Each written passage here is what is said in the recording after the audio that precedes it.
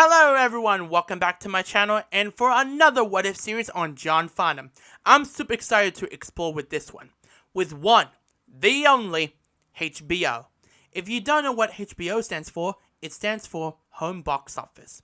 Of course, in the past, we had so many incredible artists to do a telecast concert with HBO, such as Madonna, Michael Jackson, Justin Timberlake, etc. But however, what if it happened with John Farnham? He would be the first international artist to perform or telecast it live. Well, let's talk about it.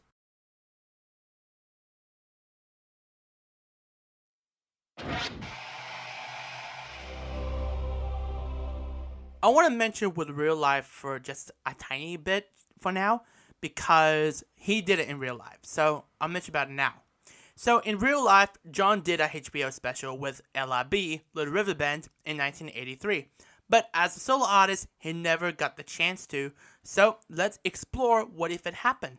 So after the success with the US leg of the Jack's Back tour in early 1988, including with the success of Age of Reason in the United States, somehow he did tour in Europe, Australia, and Asia for Age of Reason, but it's not fair for American fans to experience for another Farnham concert.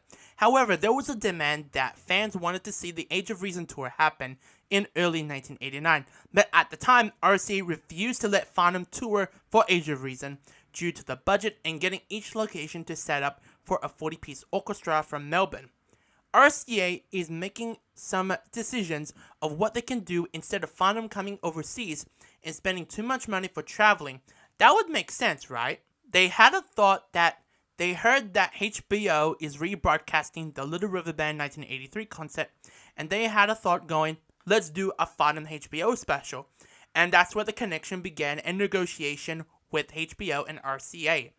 During touring in Australia for Age of Reason in early December 1988, saying rumors calling that John is coming to America for the tour. However, American fans really wants to see the Age of Reason tour happen, but it didn't. It was so sad for hardcore American fans. And 1989 will be a big, relaxing year for John.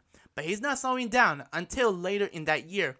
John received a call from Glenn Wheatley saying RCA wants to talk with us for a big concert to telecast. John was shocked what he heard from Glenn. On the day of the meeting, John and Glenn were on the phone with RCA Records in New York and a representative from HBO and really wants to bring a Farnham concert to their screens. And actually, Glenn mentioned that John will be touring later in that year and letting them know where they can film the HBO concert. In the following months later, they have one more meeting with RCA and HBO, asking John to sign one contract for the concert. And actually, the representatives for RCA and HBO flew to Melbourne where John will be rehearsing for the tour at the time. And they decided the location and where they can film for the show. And they will be filmed the show at Rockhampton's Music Bowl on the 1st of December in that year, 1989.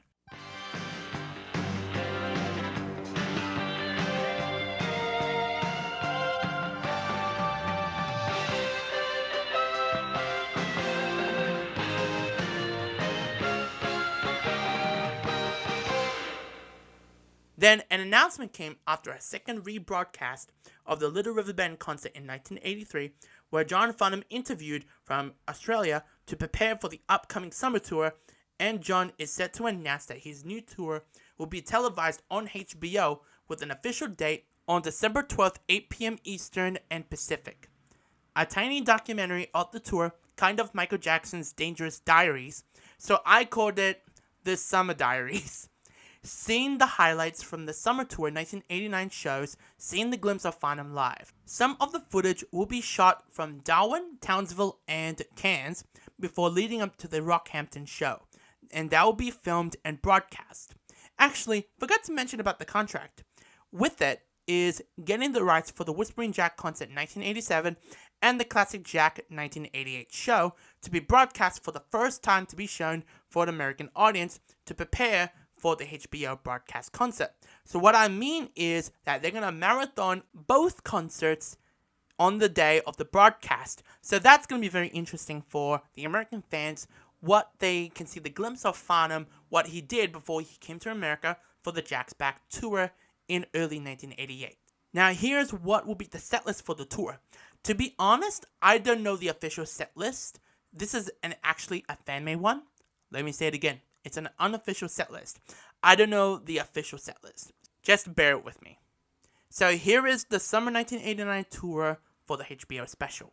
So it kicked off with Age of Reason, One Step Away, Blow by Blow, No One Comes Close, Trouble, Beyond the Coal, Two Strong Hearts, Love to Shine, When the War is Over, Listen to the Wind, Touch of Paradise, One the Loneliest Number, Reasons, Pressure Down, Hollywood Nights, but that song is only performed just for the HBO show. Help, Playing to Win, Going, Going, Gone, You're the Voice, and Long Way to the Top. The aftermath of the concert special, it was madly success, and being shown for over 4 million households in 1989, until Madonna's Blonde Ambition and Michael Jackson's Dangerous tours, beating out that record. If you missed it for the first time, don't worry, you wouldn't miss out for the second time, because they are later rebroadcasting it on New Year's Eve 1989 before headed to the next decade in the 1990s. And the HBO special would be later shown in Australia on Australia Day, January 26th, 1990, broadcasting it on Channel 7. Well, that is it on the What If series. Thanks so much for watching it. Make sure you like the video, leave a comment, subscribe, and hit that notification bell, and don't miss every single video every time I drop a new one. Well, take care of yourselves, everyone. Stay safe, and peace.